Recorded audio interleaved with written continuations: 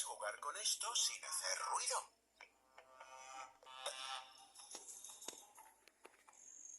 No, no lo hagas. Esperad.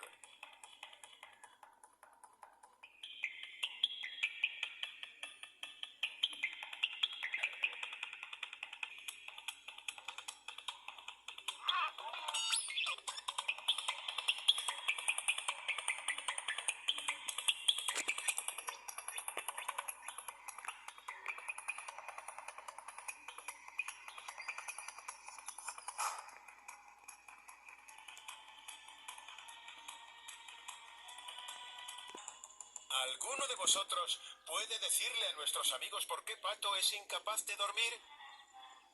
¡Por el ruido! ¡Están haciendo demasiado ruido! No volverá a ocurrir, Pato. Lo prometemos.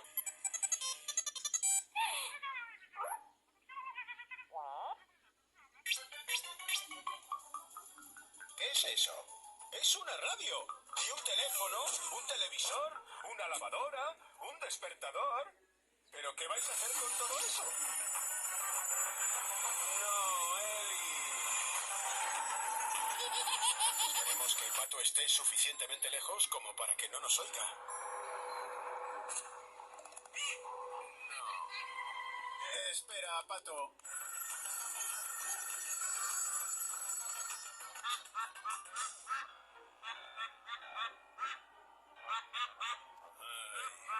Temo que lo hemos vuelto a hacer, pobre Pato.